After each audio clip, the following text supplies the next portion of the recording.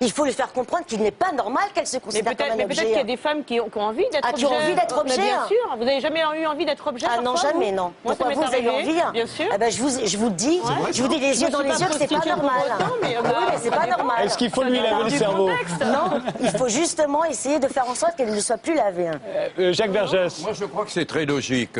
C'est le retour de l'ordre moral. En Afrique, les gens ne savent pas se conduire, c'est des enfants. Il faut arriver avec une trique et puis une chicotte et les battre.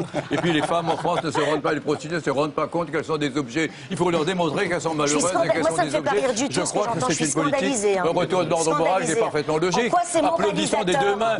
Aujourd'hui, on ne peut pas fumer le cigare dans des réunions publiques. On ne peut pas. Quand vous êtes dans une voiture, vous ne pouvez pas mettre la ceinture, c'est-à-dire la voiture vous dénonce.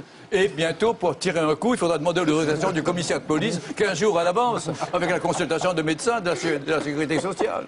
Je suis scandalisée. En quoi c'est moralisateur que de dire à une femme qu'il ne faut pas qu'elle soit considérée comme un objet.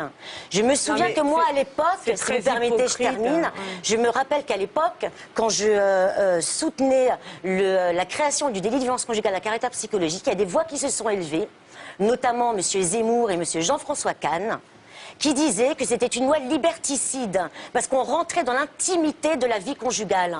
Mais pourquoi on rentre dans l'intimité de la vie conjugale? Pour interdire à un homme de frapper sa femme? Pour interdire à un homme de la harceler, de l'insulter, de l'injurier? Non mais ça c'est un autre sujet. Si c'est dans l'intimité... Ah non, c'est exactement la même chose. C'est le principe de la liberté. Revenons à la prostitution, si vous permettez. Patrick Goffman. Oui, est-ce que je peux être un petit peu scandalisé moi aussi? Parce que je suis très inquiet pour les prostituées en voyant qui les défend et avec quelle notion complètement irréaliste.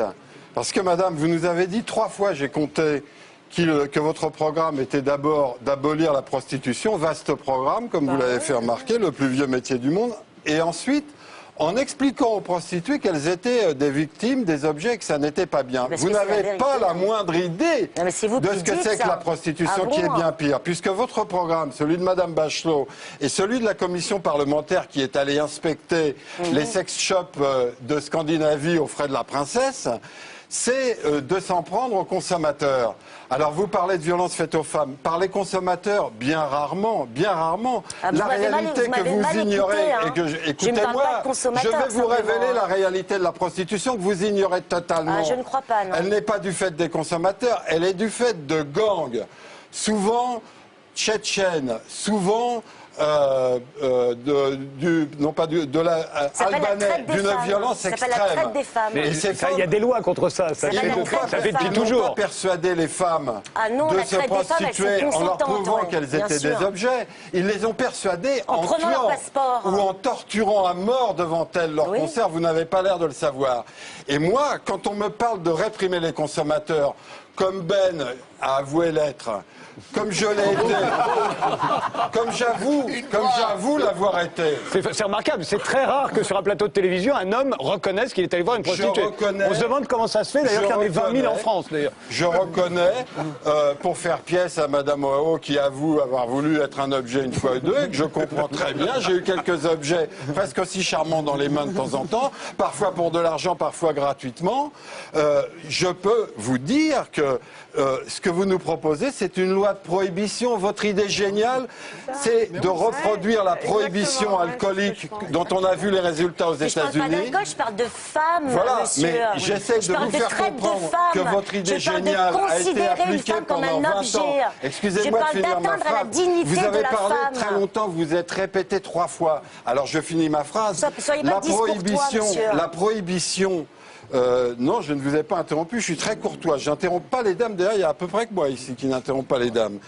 La prohibition a été appliquée aux États-Unis pendant une vingtaine d'années. Oui, sur l'alcool, on en a vu les résultats.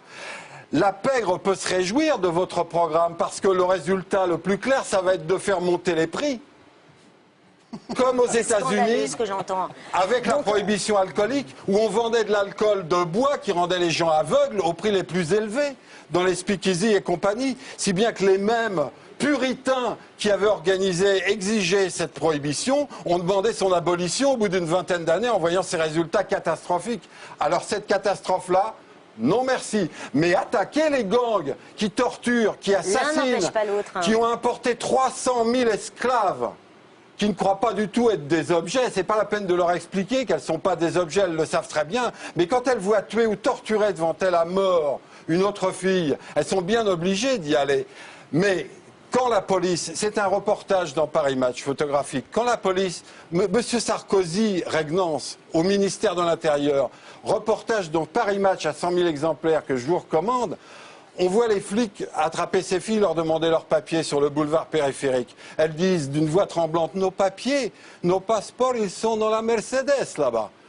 Les photos continuent, les flics vont à la Mercedes, le macro montre les passeports des filles, les flics regardent les passeports, merci monsieur, ils rendent les passeports, ils s'en vont. Voilà comment on réprime ces gangs. Et maintenant vous parlez de réprimer Ben et de réprimer un retraité, un micheton retraité comme moi, merci bien, ou alors venez-y un peu. Je parle de respecter la femme. J'aime les femmes. Je comprends la résistance Moi, aujourd'hui. j'aime les femmes. Ben